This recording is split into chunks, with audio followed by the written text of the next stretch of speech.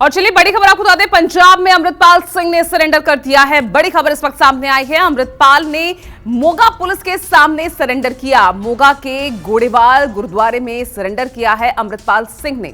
अजनाला कांड के बाद से लगातार फरार चल रहा था। 36 दिन बाद, लगभग 1 महीने से ज्यादा का वक्त, और उसके बाद जाकर अब गिरफ्तार हुआ है अमृतपाल सिंह।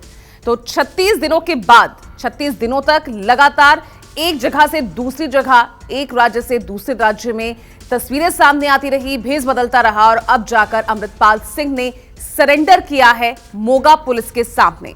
अजनाला कांड के बाद से लगातार फरार चल रहा था। ये देखिए, ये सरेंडर की तस्वीरें भी सामने आई है। एक बार फिर अपने उसी भेस में नजर आ रहा है भगौड़ा अमृतपाल, जिसने कल देर रात मोगा पुलिस के सामने सरेंडर किया। ये देखिए, तस्वीरें सामने आई है। सरेंडर के वक्त किस भेस में था अमृतपाल, वो आप इन तस्वीरों में देख सकते हैं।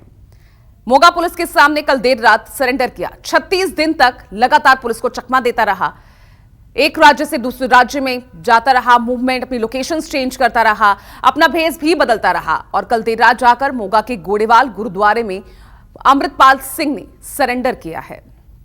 ये देखिए, तस्वीरें भी, एक्सक्लूसिव तस्वीरें आप देख रहे हैं इस वक्त न्यूज़ 24 पर अमृतपाल सिंह की, जिसके लिए पिछले 36 दिनों से पुलिस तलाशी अभियान चला रही थी, सर्च ऑपरेशन चला रही थी।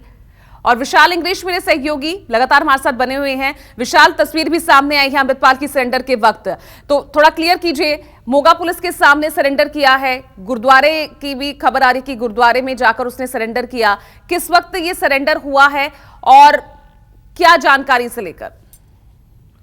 देखिए, सुबह ही तकरीबन 4 और 5 बजे के बीच ये सरेंडर हुआ है, और कल रात से ही मोगा के गांव रोडे है, जहां पर जरनैल सिंह भिंडरावाले का गांव है, उसी गुरुद्वारे में अमृतपाल आता है, वहां पर रहता है, और इसकी सूचना पुलिस को भी लग जाती है, और पुलिस पूरी तरह उस गुरुद्वारा साहिब की घेराबंदी कर लेती है। और अमृतपाल सुबह उठता है, उठने के बाद जो पाठ है, पाठ गुरुद्वारा साहिब में करता है। पाठ करने के बाद वहां की संगत को संबोधित करता है, और संबोधित करने के बाद उसका सरेंडर हो जाता है। जो कहानी जो हमारे सूत्र बता रहे हैं, तो गांव रोडे से भी हैं और पुलिस के भी हैं, और उसके बाद पुलिस पार्टी उसको किसी अज्ञात स्थान पर ले गई है। ये नहीं बताया जा रहा है कि इस समय उसको कहाँ रखा गया है।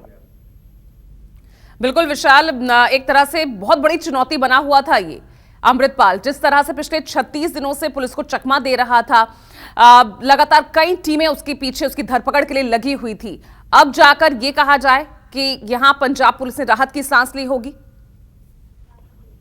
देखिए, राहत की सांस पंजाब पुलिस के लिए भी है, और जो देश की इंटेलिजेंस एजेंसियां हैं उनके लिए भी एक बड़ी राहत से कम नहीं है। चाहे वो आईबी हो, चाहे रॉ हो, या पंजाब पुलिस का काउंटर इंटेलिजेंस, तीनों ही एजेंसियां इसको ट्रैक करने में लगी हुई थी, और दिन रात इसी का पीछा किया जा रहा था।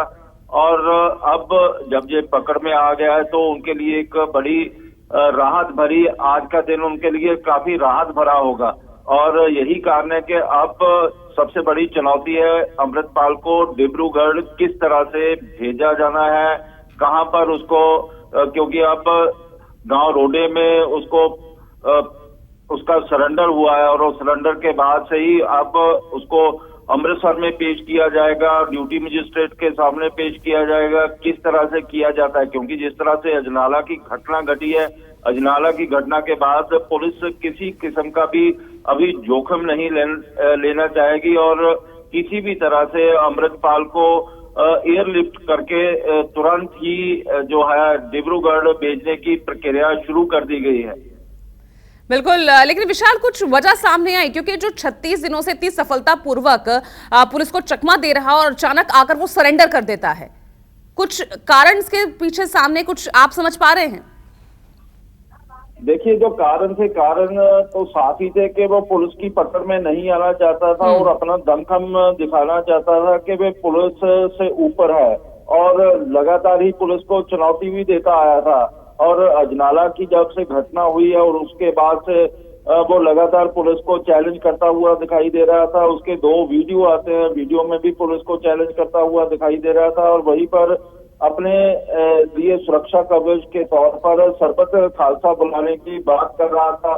और यही कारण था कि तलवंडी साहबों में जिस तरह से उसने जथेदार अकाल तख्त साहब को कहा था कि वो सरबत खालसा बुलाएं और उसके बाद जब नहीं बुलाया जाता किसी न किसी तरह उसके ऊपर प्रेशर पड़ रहा था। और अब उसकी जो पत्नी थी, जो ब्रिटिश नागरिक थी, उसको पंजाब पुलिस ने बाहर नहीं जाने दिया, केंद्रीय एजेंसियों ने बाहर नहीं जाने दिया, जब अकाल तख्त के जथेदार ने उसकी पैरवाई की कि इस तरह से जो लड़कियों के साथ दुर्व्यवहार ना किया जाए।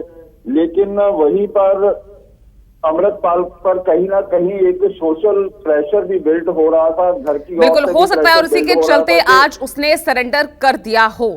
चलिए अब उसको जल्द ही डिब्रूगढ़ ले जाने की तैयारी में भी पुलिस रहेगी। लगातार आप बने रहेगा विशाल, आगे भी आपसे अपडेट्स लेते रहेंगे। फिलहाल एक छोटा सा ब्रेक ले रहे हैं। इस बड़ी खबर पर नजर लगातार हमारी बनी हुई।